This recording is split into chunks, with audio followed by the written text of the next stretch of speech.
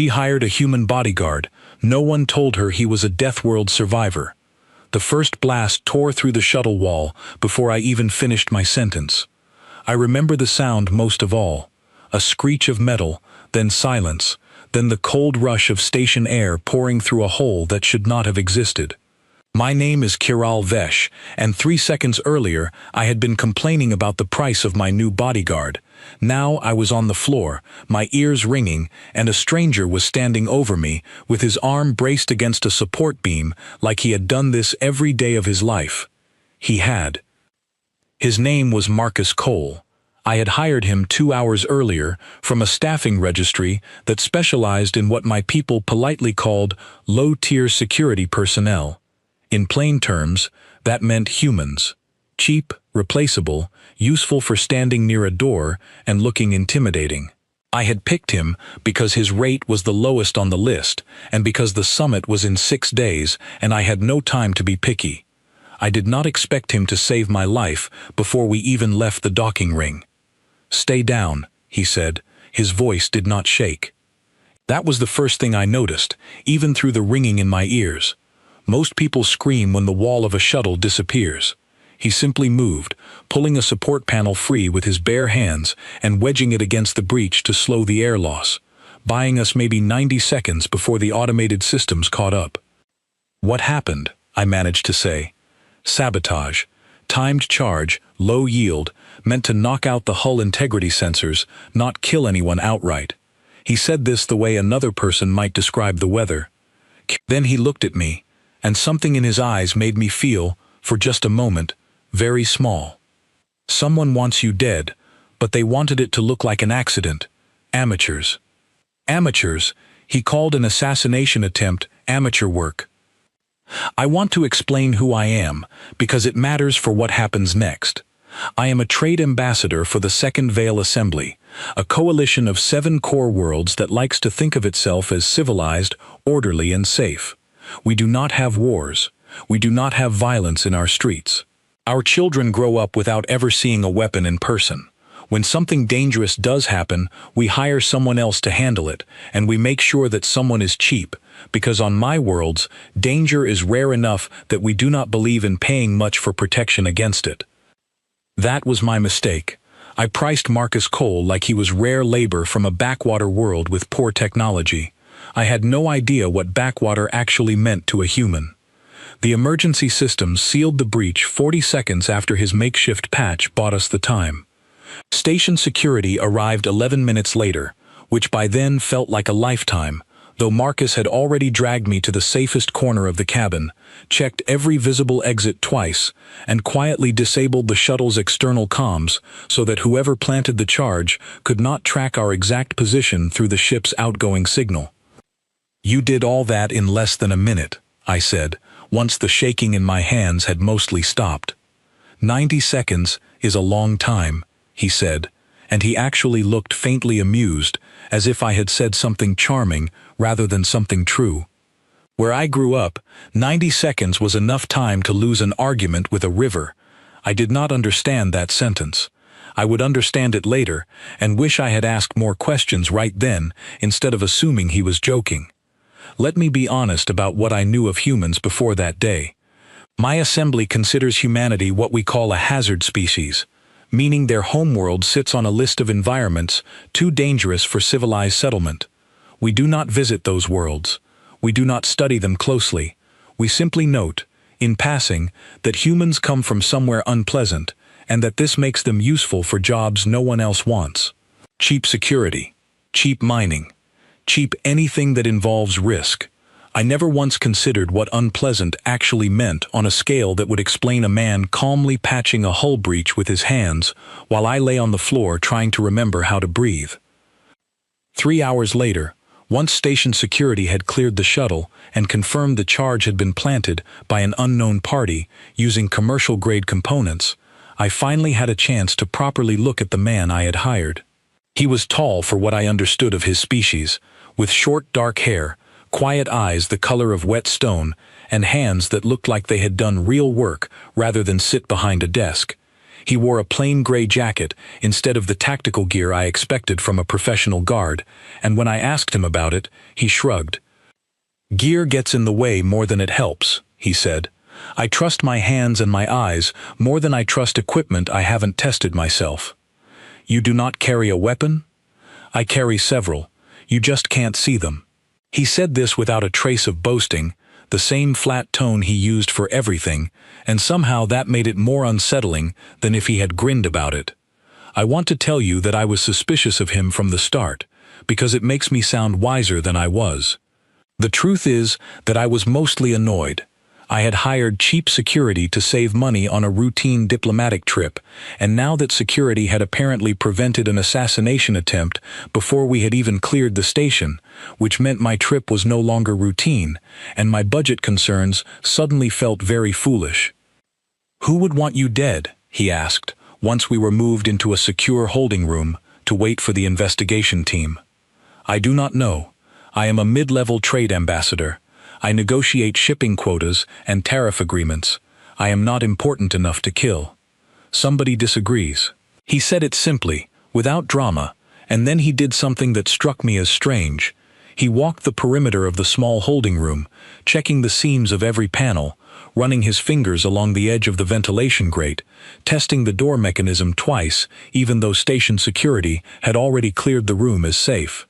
He did this calmly, without urgency, the way someone might check that they had locked their own front door before leaving for the evening. "The room has been swept," I told him. "Security confirmed, there are no hidden devices." "Security confirmed, there's nothing they know how to look for," he said. That's different. I did not appreciate that comment at the time. Looking back, I appreciate it a great deal. The summit I was traveling to was meant to finalize a trade agreement between the Second Veil Assembly and a neighboring cluster of independent worlds. It was, by any normal measure, a boring assignment. Tariffs, shipping lanes, quota negotiations, the kind of work that fills entire careers without a single moment of danger. I had taken this posting specifically because it promised to be uneventful. I had a quiet apartment waiting for me back home, a garden I had been meaning to finish planting, and absolutely no interest in becoming the target of anyone's violence. And yet here I was, sitting across from a man who had just calmly prevented my death, treating the entire situation like a minor inconvenience. "You seem very relaxed for someone who was just in an explosion," I said. "That wasn't much of an explosion," he replied. "Small charge, contained space, low yield. If they wanted you dead for certain, they would have used something bigger, and we wouldn't be having this conversation." "That is supposed to comfort me?" "No," he said. "It's supposed to tell you they're not very good at this yet. That's useful information. It means we have time to figure out who they are before they get better at their job." Their job. He spoke about people trying to kill me the way someone might speak about a rival business trying to undercut a contract. I found myself staring at him, trying to understand what kind of life produces a person who reacts to near death with mild professional interest rather than fear. I did not get an answer that day. Station security took our statements, confiscated the shuttle for forensic examination, and arranged an alternate transport for the rest of our journey to the summit. Marcus insisted on personally inspecting the replacement shuttle before we boarded, walking every corridor, checking the cargo hold, even asking to see the maintenance logs for the engine, which the crew found somewhat insulting until he pointed out 2 minor faults they had missed, faults that had nothing to do with the attack, but that he seemed to notice out of pure habit. "You inspect everything like this?" I asked, once we were finally settled into our new transport and moving again.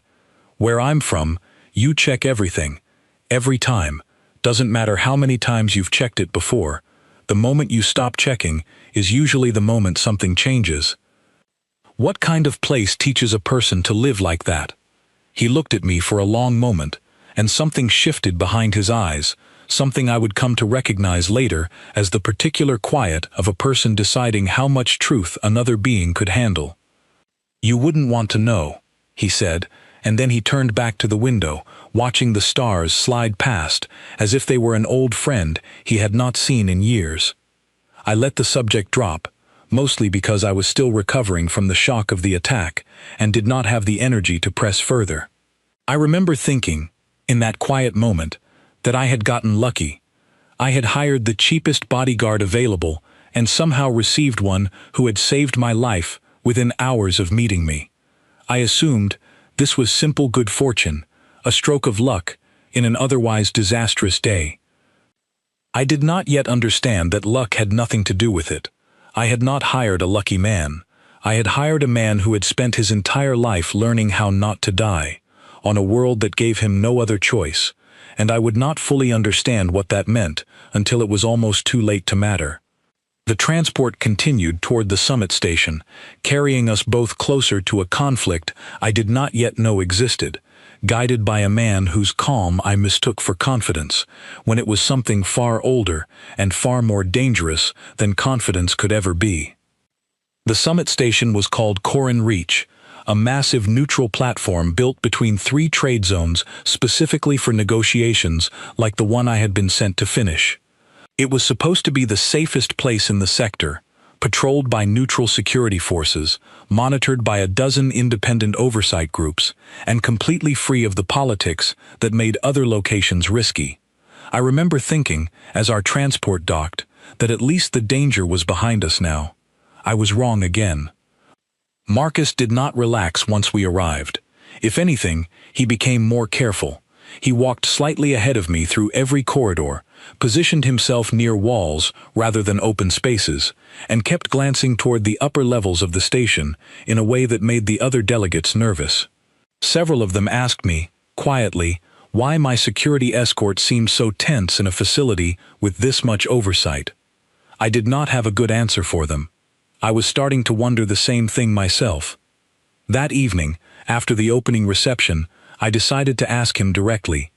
We were in my assigned quarters, a modest suite with a wide viewport looking out over the docking rings, and I had poured myself a drink to calm my nerves after a day of forced smiles and careful conversation with delegates who all seemed to be watching me a little too closely. I looked into your file today, I said, setting the glass down, during a break in the negotiations. I assumed you would eventually. Most of it is restricted. I have never seen a personnel file this heavily redacted, not even for military contractors. He did not seem surprised. What did it say? Very little. Your name, your registration number, and one line that says Origin, Restricted, Sol Class Hazard World. I do not know what that means.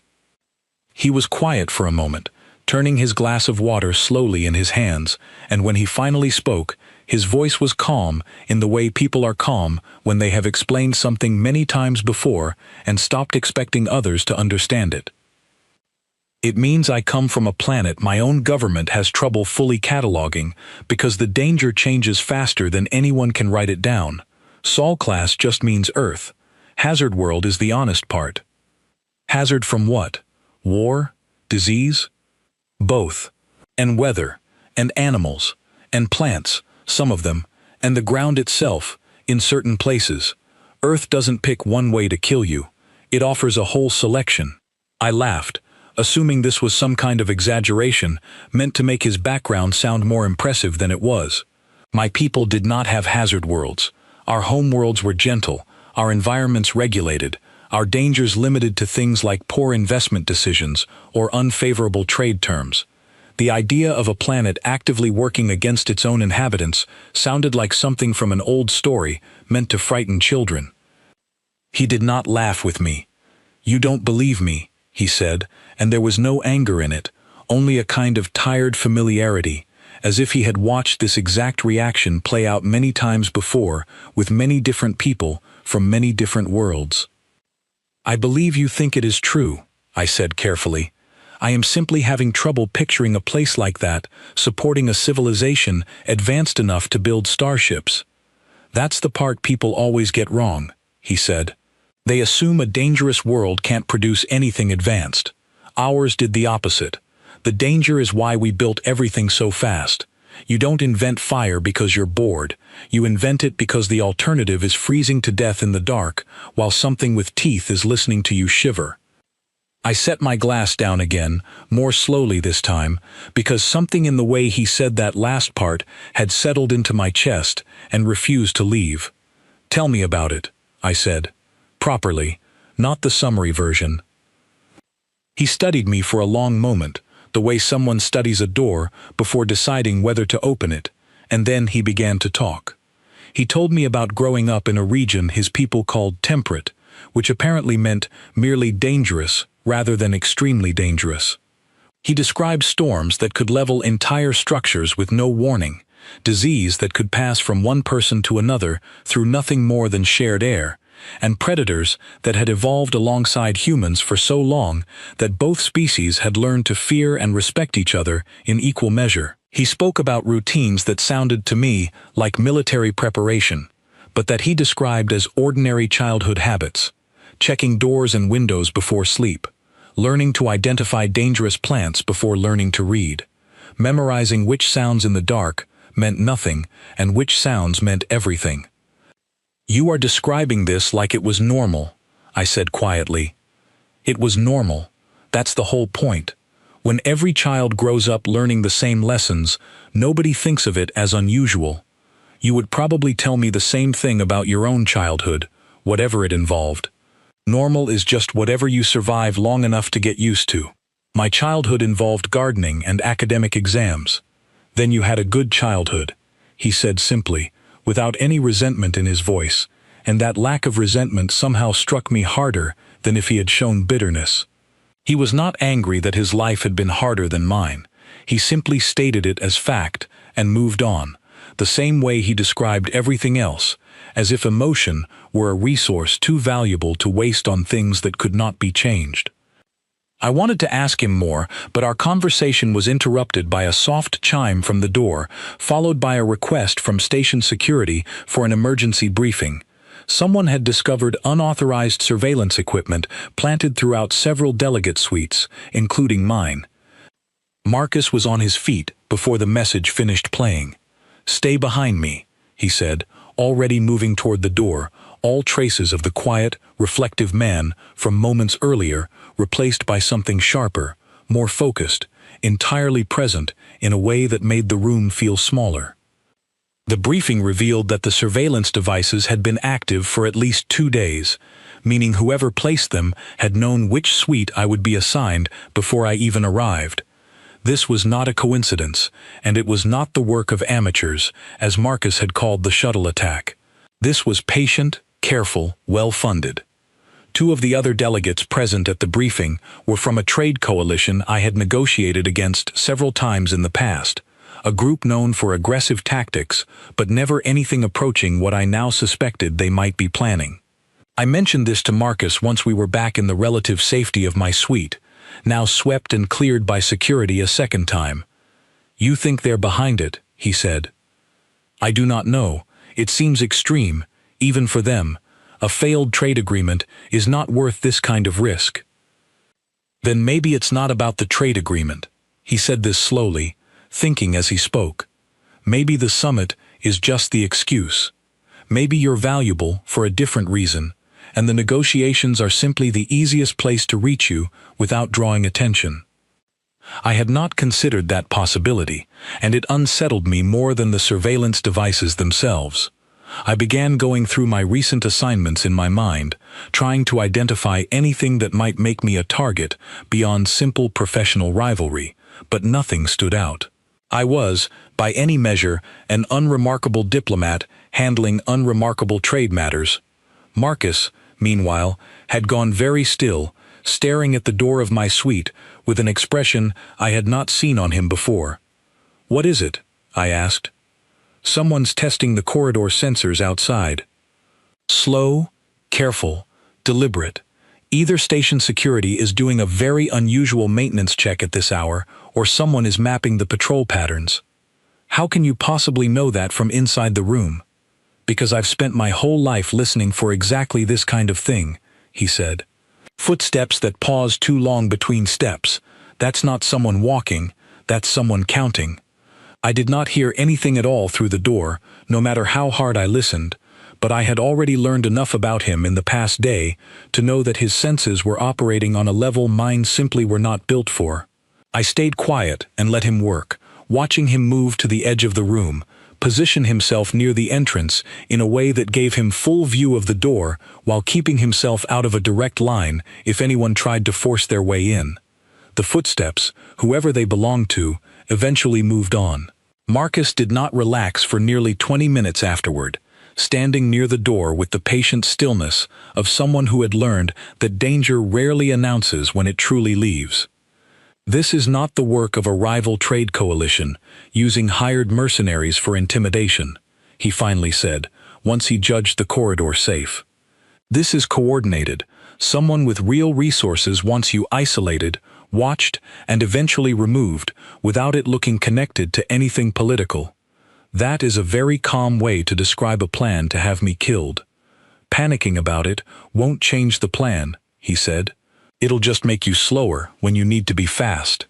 I found myself strangely comforted by that logic, even though the situation itself terrified me. There was something steadying about being near a person who treated danger as a problem to be solved rather than a fate to be feared. My own people, faced with a threat like this, would likely spend days debating proper procedure before taking any action at all. Marcus had already begun quietly rearranging the furniture in my suite to create better sightlines to the door, checking the ventilation grates a second time, and mentally cataloging every exit on this level of the station, all without being asked. "Where I come from," he said, noticing me watching him work, "you don't wait for someone else to tell you the danger is real. By the time official confirmation arrives, it's usually too late to matter." "That sounds exhausting." "It is," he admitted. "But it's also why I'm still here, and why some people I grew up with are not." That last sentence hung in the air between us for a long moment, and for the first time since hiring him, I understood that this man was not simply skilled or well-trained.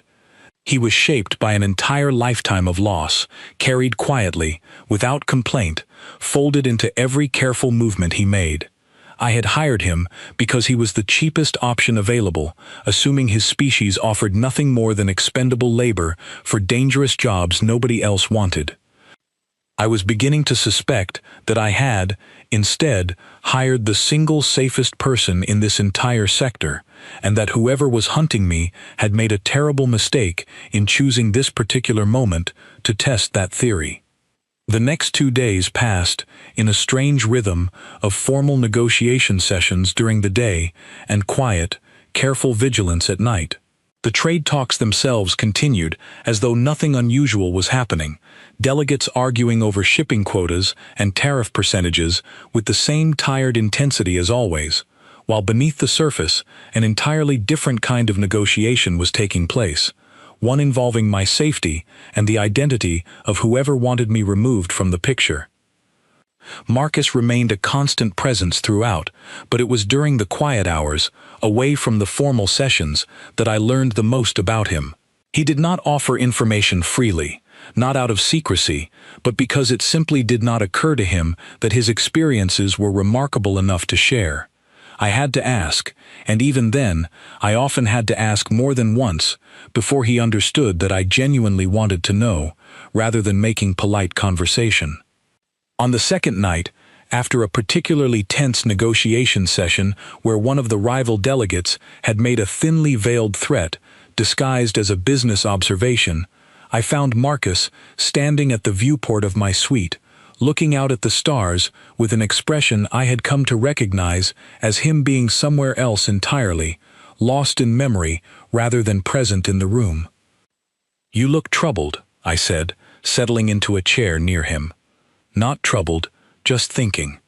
"About home." He nodded slowly. "There was a storm season back where I grew up.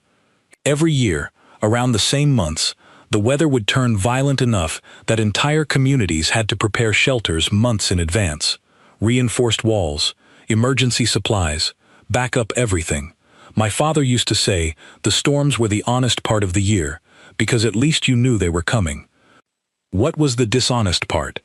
Everything else, he said, and there was the faintest trace of dark humor in his voice. The first time I had heard anything resembling a joke from him. The storms told you exactly when to be afraid. Everything else just waited until you weren't paying attention. I thought about my own childhood, sheltered and predictable, filled with academic pressures that felt enormous at the time, but that I now recognized as trivial compared to what he was describing.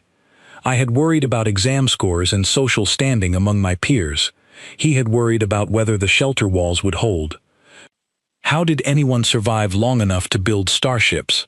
I asked, echoing the question from our earlier conversation, though this time I asked it with genuine curiosity rather than polite skepticism.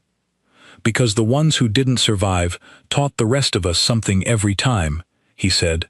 Every disaster, every mistake, every close call, it all became a lesson passed down. We got very good, very fast, at learning from failure, because failure on my world usually only gives you one chance to learn from it. That sounds like a terrible way to build a civilization. It is, he agreed, but it works. Danger doesn't care about efficiency. It just keeps testing you until you either adapt or disappear. My species adapted so many times, in so many different ways, that eventually adapting just became who we are. We don't think of it as impressive. We think of it as Tuesday. I laughed at that, a real laugh, the first one I had allowed myself since the attack on the shuttle, and Marcus seemed genuinely pleased by it. A small shift at the corner of his mouth that might have been the closest thing to a smile I had seen from him. Tell me something else, I said, something that isn't about danger. What did you enjoy, growing up somewhere like that? He considered the question for a long moment, as if it required more thought than any question about violence or disaster ever had. Rain, he finally said. Sounds strange, given everything else I've told you, but there was a particular kind of rain, gentle, warm, the kind that came after the dangerous storms had passed. My whole community used to gather outside when that rain came, because it meant the worst of the season was over, at least for a while. We would sit together, sometimes for hours, just listening to it, grateful to still be there to hear it. There was something achingly beautiful about that image, a group of people who had survived genuine peril finding joy in something as simple as rainfall, and I found myself, unexpectedly, moved almost to tears by it. My own people rarely gathered for anything except formal occasions, never simply to share a quiet moment of gratitude for having survived another season. Your people sound remarkable, I said quietly. We're not remarkable, he said. We're just persistent. There's a difference.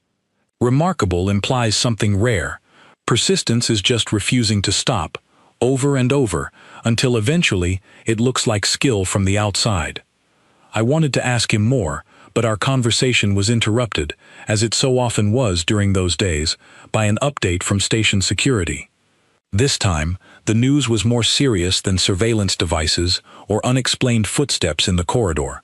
Security had identified the group responsible for the earlier attacks, a splinter faction from within the rival trade coalition, operating without the coalition's official knowledge or approval, funded by a private backer whose identity remained unclear. More troubling still, security had intercepted a partial communication suggesting that the faction planned a final, decisive action before the summit concluded in 3 days, an action intended to remove me permanently from the negotiations, and, from the tone of the communication, from existence entirely. I felt the fear settle into my chest immediately, cold and heavy, the kind of fear that made it difficult to breathe properly. Marcus, by contrast, seemed to become more focused rather than more afraid, his attention sharpening the way a tool sharpens under proper use. This changes things, he said. They're done being subtle. That means we need to stop reacting to what they do and start anticipating it instead. How do we anticipate something we know almost nothing about? We use what we do know. They've tried sabotage and surveillance so far, both quiet methods meant to look accidental. That tells me they still care about deniability, which means whoever is funding them has a reputation to protect. A group with nothing to lose wouldn't bother hiding their methods this carefully. So they will not simply attack us directly.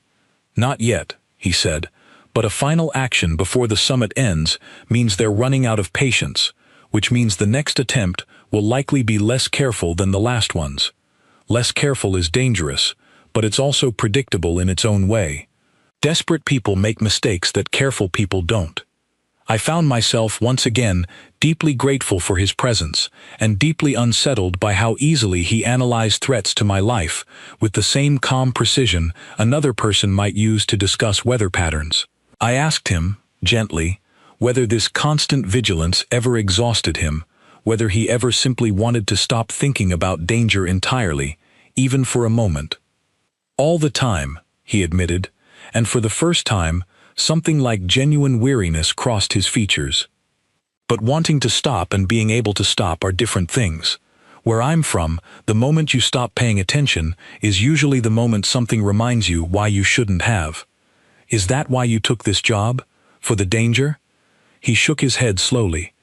I took this job because it pays well, and because compared to where I grew up, this entire assignment feels almost peaceful. You'd be surprised how relaxing a professional assassination attempt feels, next to some of the things I dealt with as a child. I did not know how to respond to that.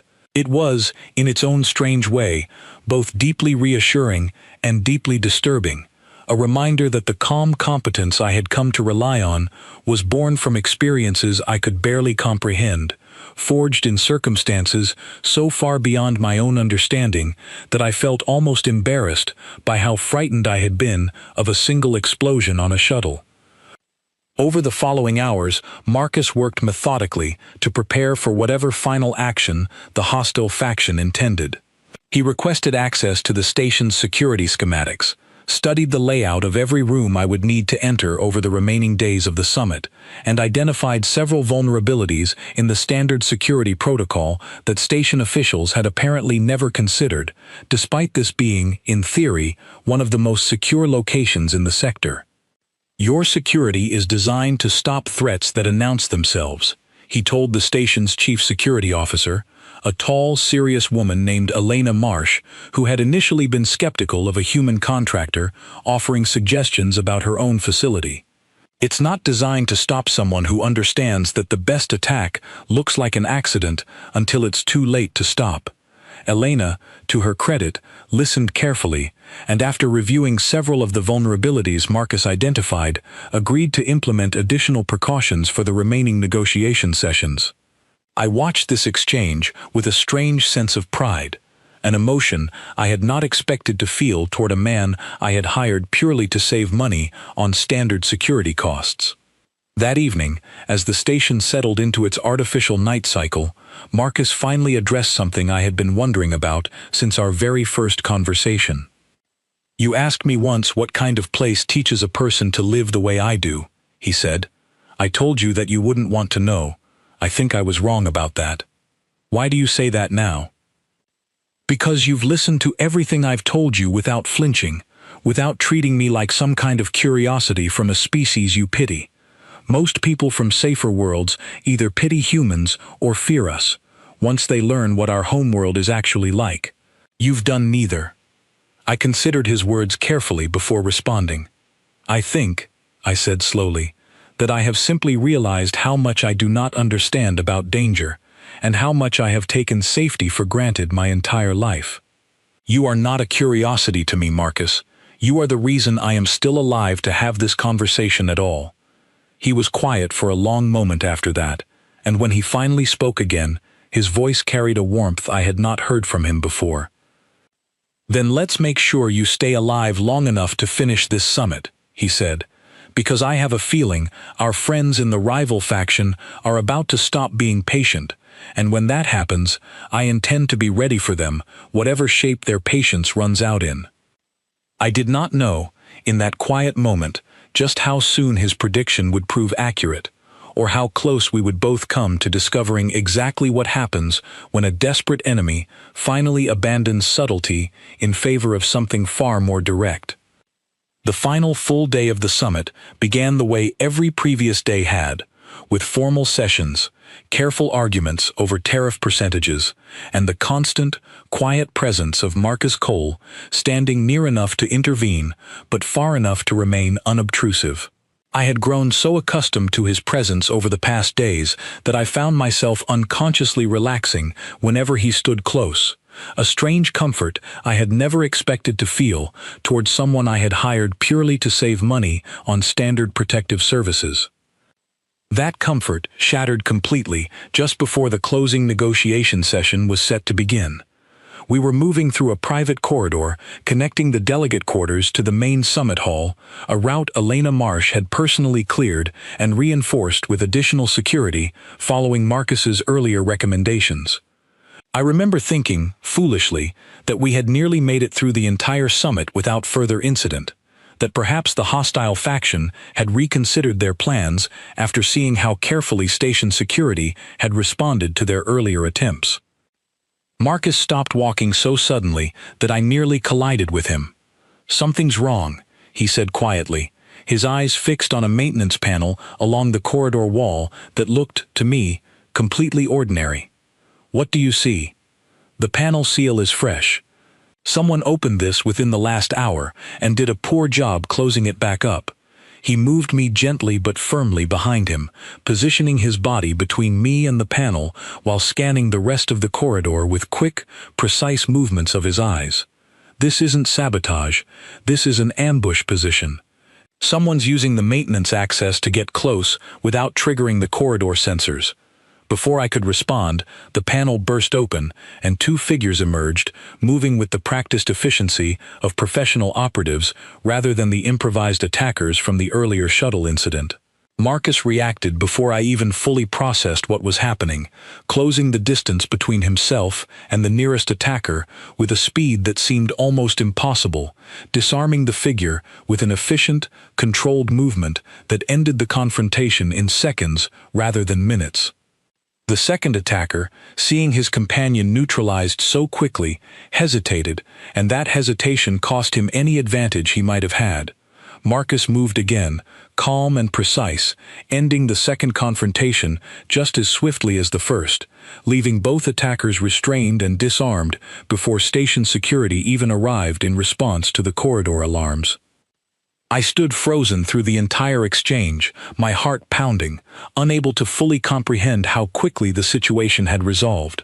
What should have been a terrifying, prolonged struggle had instead lasted mere seconds, ended entirely by a man who had barely raised his voice throughout. "Are you hurt?" he asked, turning to check on me immediately, his tone shifting instantly from the sharp focus of confrontation back to quiet concern. "I am fine," I said, though my voice trembled slightly.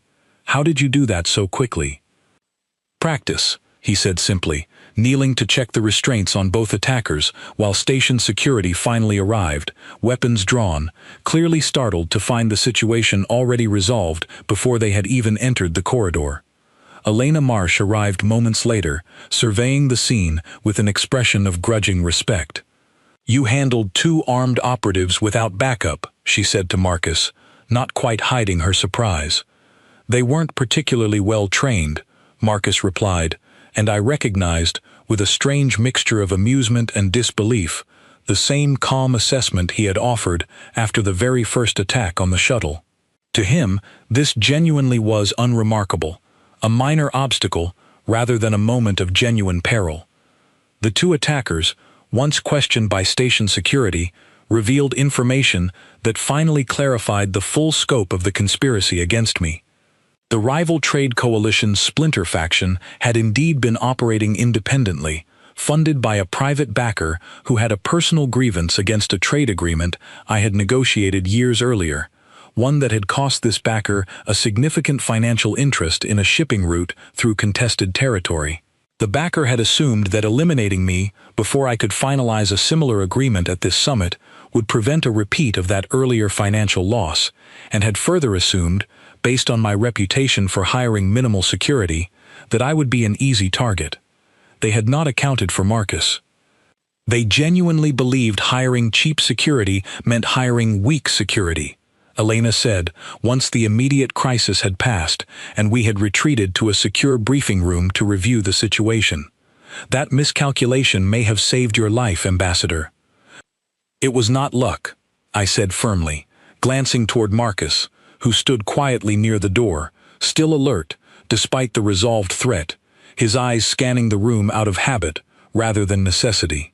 I hired the cheapest option on the registry, assuming cheap meant unremarkable.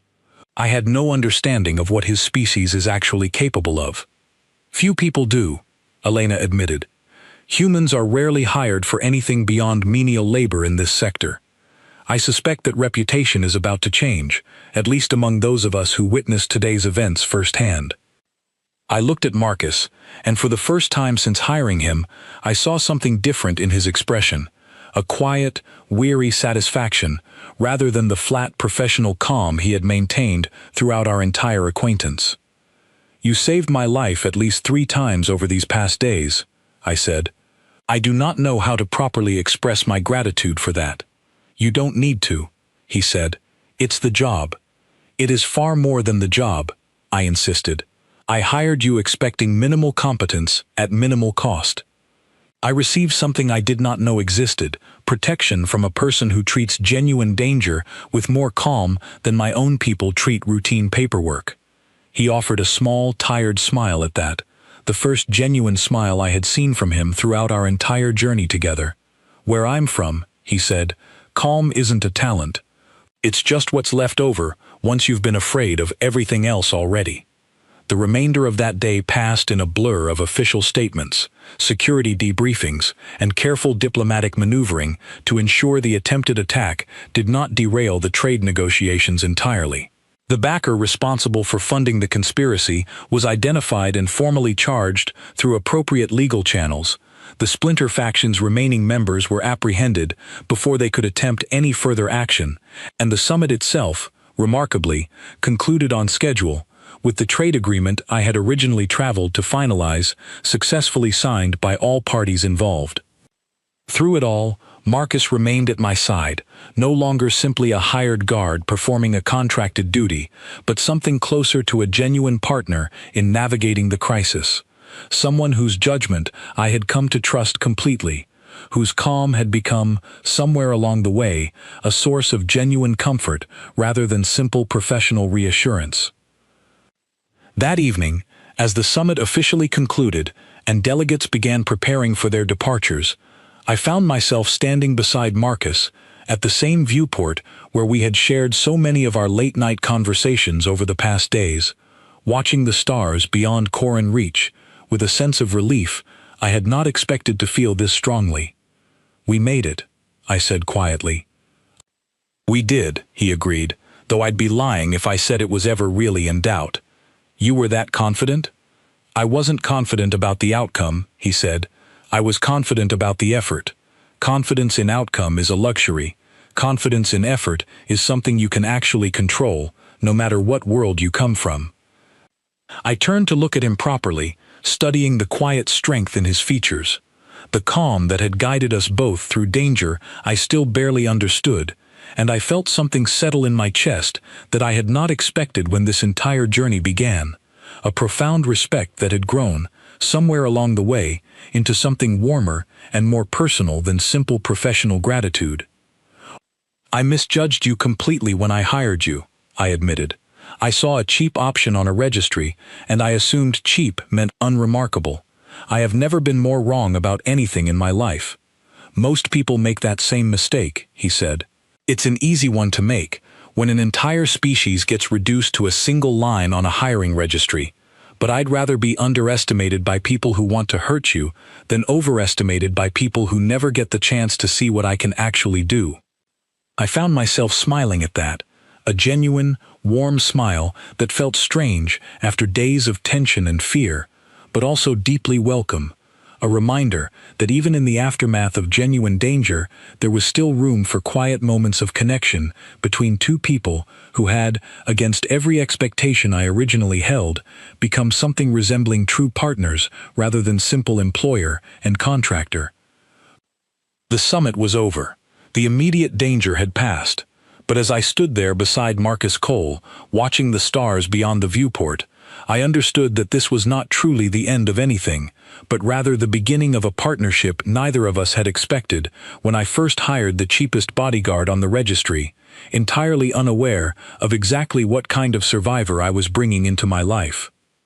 3 weeks after the summit concluded, I sat in my office back on my homeworld, staring at a contract renewal form I had been putting off signing, not because I had any doubts about the decision, but because signing it felt like it would make something permanent that I still had not fully processed emotionally.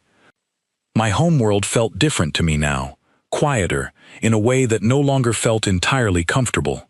I found myself checking doors twice before locking them, something I had never done before the summit. I found myself listening more carefully to unusual sounds, a habit I had picked up simply from spending so much time near Marcus during those tense days on Corin Reach. My colleagues found this new caution slightly amusing, joking that the ambassador who once complained about hiring cheap security had returned from her assignment somehow more alert than any of the actual security personnel on staff. I had not seen Marcus since our return, though we had exchanged several messages, mostly professional updates regarding the ongoing legal proceedings against the individuals responsible for the attacks. He had returned to whatever life he maintained between assignments, a life I still knew very little about beyond the fragments he had shared during our late-night conversations aboard the station.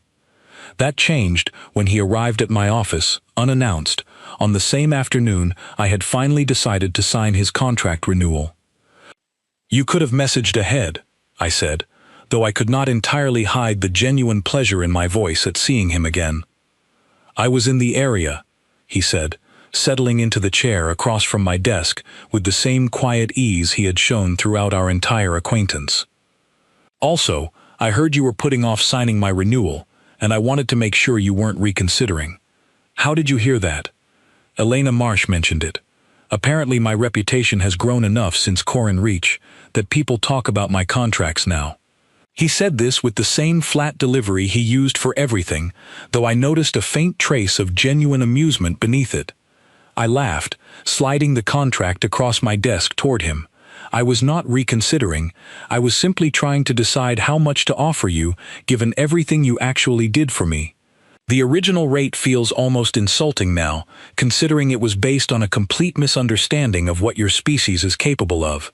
"The rate is fine," he said. "I didn't take this job for the money, not really. I took it because it was interesting, and because your assembly's idea of danger is so different from what I grew up with that the whole assignment felt almost restful, despite everything that happened." "Restful?" I repeated, genuinely disbelieving. "You were shot at, attacked twice, and nearly killed alongside me on multiple occasions."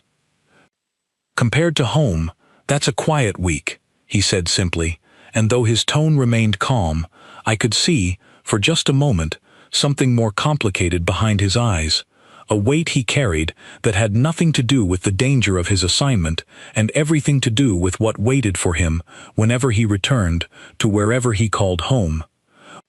"Tell me honestly," I said, "do you ever wish for a life without danger at all? A life like mine, quiet, predictable, safe?" He considered this question far longer than he had considered any question I had asked him during our entire time together, and when he finally answered, his voice carried a rare vulnerability I had not heard from him before. "Sometimes," he admitted, "but I think a life without any danger at all would feel strange to me now, almost uncomfortable. Danger taught me things about myself I don't think I could have learned any other way. It taught me what I'm capable of when everything is on the line. A life without that would feel like it was missing something, even if that something is also the thing that nearly killed me more times than I can count." I thought about my own life before the summit, the quiet predictability I had always taken for granted, the safety I had never once questioned or appreciated because I had never known anything else. Meeting Marcus and surviving what we had survived together had shown me something about myself as well, a capacity for courage and adaptability I never knew I possessed, buried beneath a lifetime of comfortable, uneventful safety. "I think," I said slowly, "that perhaps neither extreme is entirely healthy. Too much danger, and you never get to simply exist without fear. Too much safety, and you never learn what you are truly capable of when everything matters. That's a fair assessment, he said, and something in his expression softened, a quiet warmth that felt different from the professional calm he usually maintained. Maybe that's why this arrangement works. You get someone who understands danger well enough to keep you safe, and I get a reminder of what safety actually feels like, at least for a little while. I signed the contract renewal then, extending our arrangement for another full year, though both of us understood, without needing to say it explicitly, that this was no longer simply a professional contract between employer and hired security.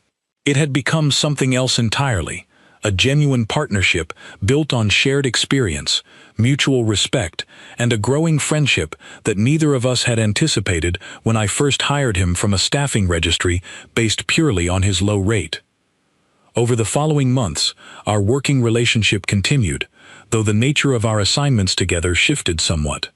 Word of what had happened at Corin Reach had spread through diplomatic circles, and I found myself receiving requests from other ambassadors and officials, all wanting to know how they might hire security personnel with capabilities similar to Marcus Cole.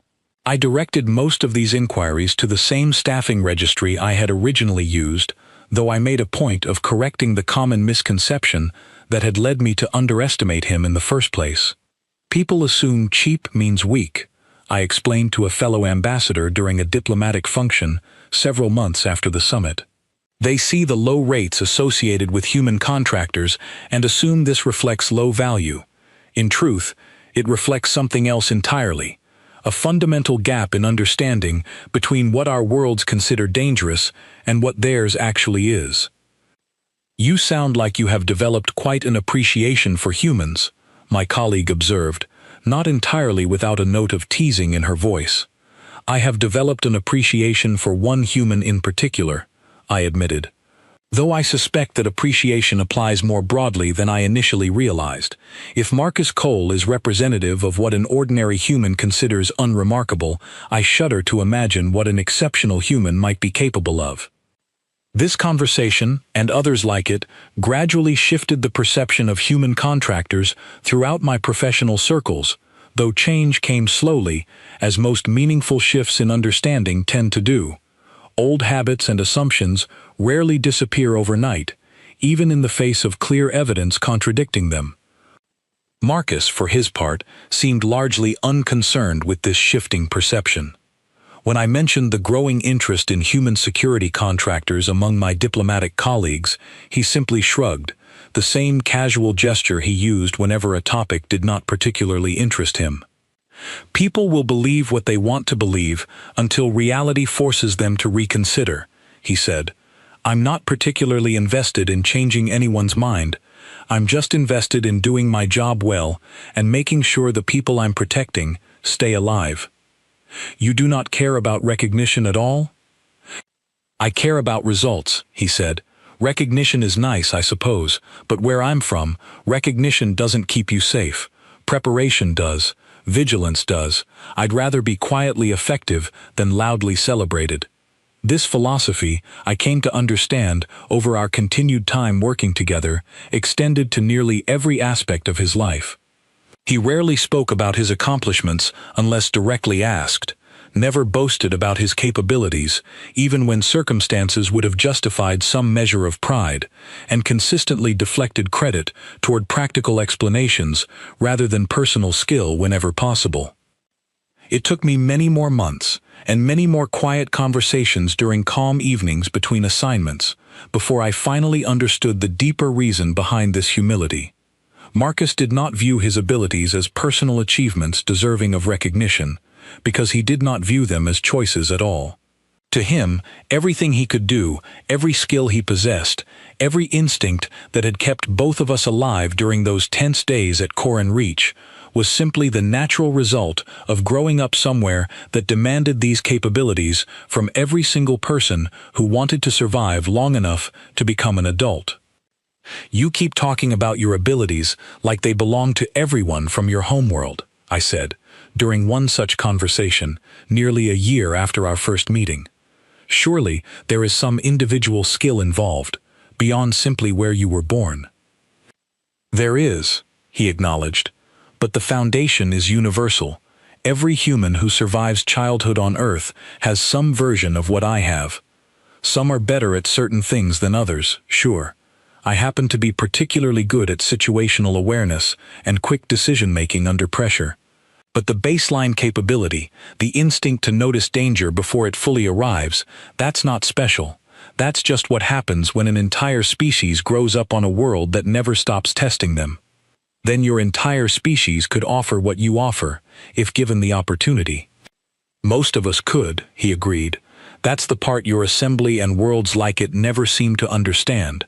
You hire humans expecting cheap, disposable labor, and you get people who have survived circumstances that would be considered extraordinary anywhere else in known space. The price reflects how little value your markets place on our origin, not how little value we actually provide. I thought about this conversation often in the months that followed, turning it over in my mind during quiet moments between assignments, gradually understanding the full weight of what it meant. My entire civilization, spanning 7 core worlds and countless smaller colonies, had spent generations treating an entire species as expendable labor, never once questioning why humans consistently outperformed expectations set for them, never once wondering what circumstances might produce beings capable of such remarkable resilience and capability.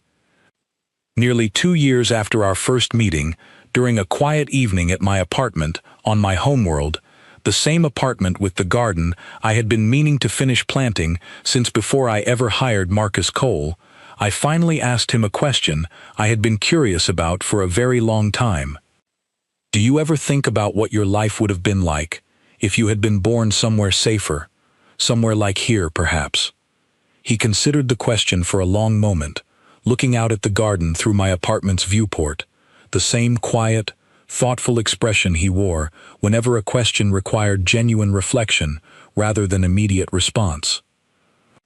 Sometimes, he admitted, but I think if I had been born somewhere safer, I wouldn't be the person sitting here with you right now.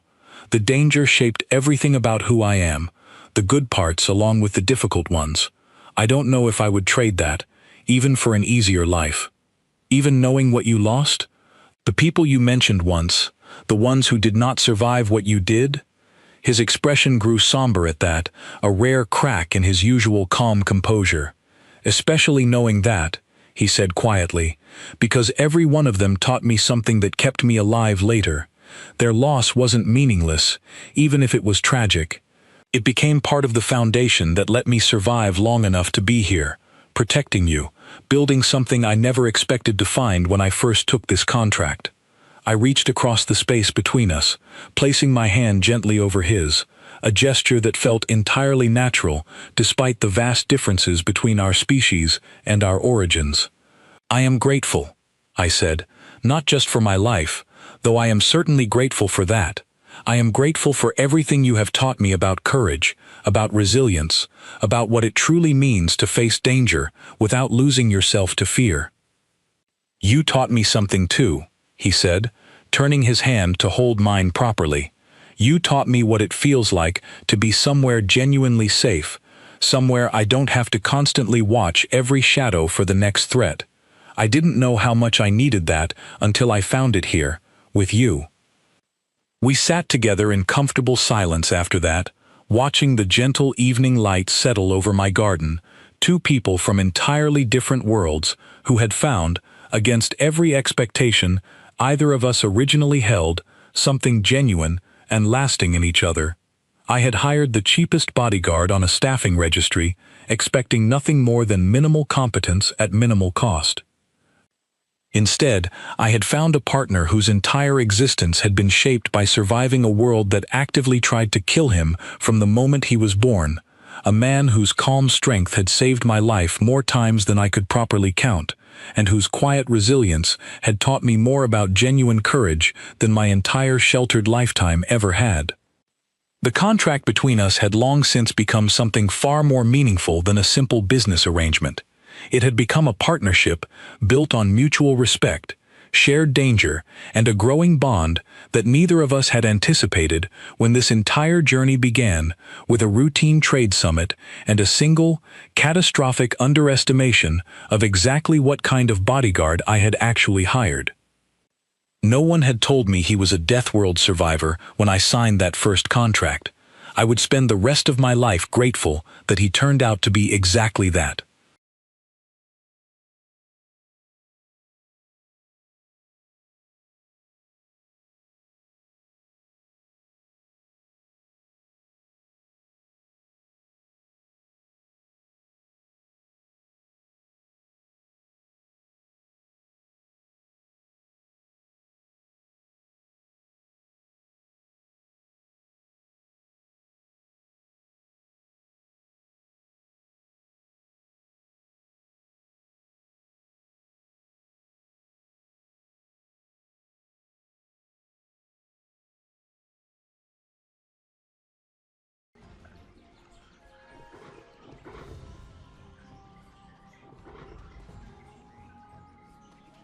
Cool camels. I know, I want a camel. I'm trying to find a vendor to sell my fish at, but I don't know where it is. Contracts are always welcome. If you hire my workers, take good. Oh, I like her outfit. She's cool.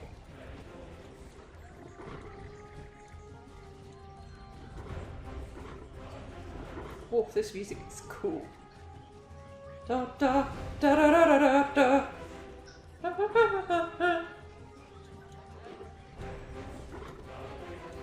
I'll know the vendor when I see it. Oh, their outfits are sick. I want a pair of boots like that. So cool.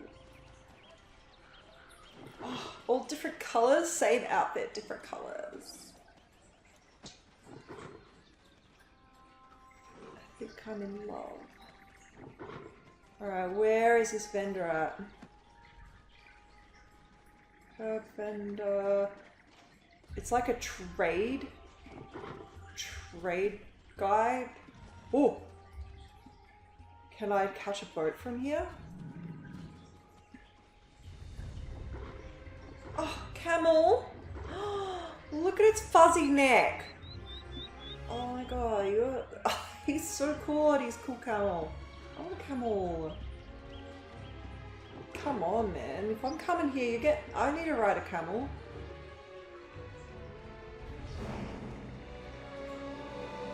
Just aimlessly searching. Maybe if I look on the map. This town is huge.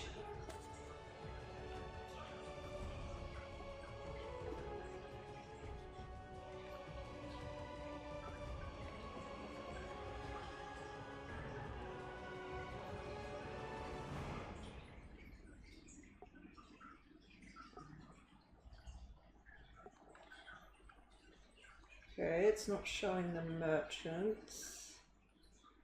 Man, they have to be somewhere.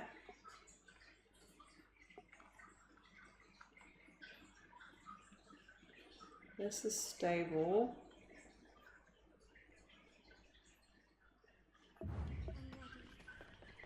Has to be somewhere. Oh, there goes my alarm. You know what that means? I need to just quickly check my food, see how it's going. Be right back.